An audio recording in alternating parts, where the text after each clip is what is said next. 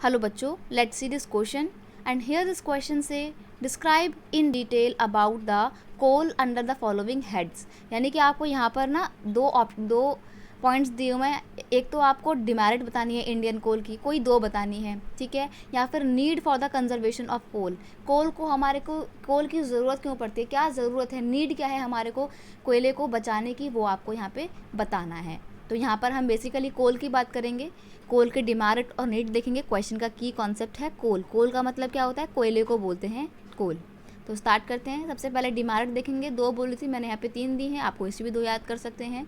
The Indian coal has high ash content and low calorific value. देखो India का जो कोल है ना, वो धुआं ज़्यादा करता है और ऐश ज़्यादा प्रोड्यूस करता है, जलने के बाद राख ज़्यादा देता है, लेकिन हीटिंग कैपेसिटी उसकी उतनी ज़्यादा अच्छी नहीं है, तो ये एक प्रॉब्लम है।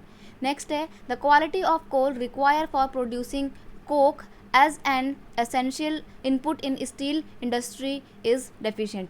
अब देखो जो आपका स्टील होता है, जिसके आपके घरों में बर्तन यूज़ किए जाते हैं, जनरली सभी घरों में बर्तन जो होते हैं वो स्टील के होते हैं, अनटिल एंड अनलेस आप लोग अंबानी की फैमिली से बिलोंग नहीं करते हैं तो, ठीक है।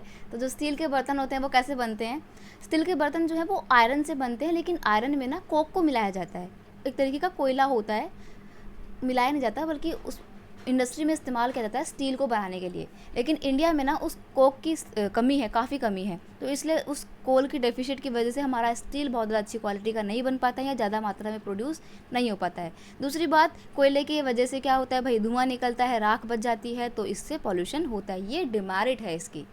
नेक्स्ट आपके अगर हम नीड्स देखें तो क्या क्या ज़रूरत है हमारे को उसको बचाने की, because it is a backbone of the industrialization process. ये हमारे इंडस्ट्रियलाइजेशन प्रोसेस का बैकबोन है, तो अगर हमारे को इसको नहीं बचाएंगे तो हमारी कंट्री का जो इंडस्ट्रियलाइजेशन का प्रोसेस है वो रुक जाएगा, इसलिए इसको बचाना बहुत ज़रूरी है। दूसरी बात है, it is the main source of energy in India, India का मेन सोर्स है, तो इसकी ज़रूरत है कि हम इसको कंजर्व करके रखें। तो ये नीड्स हैं हमारे को कंजर्व करने की, और ये ऊपर वाले डिमेरिट्स हैं, कमियाँ हैं कोल की। I hope you understand it well. Best of luck.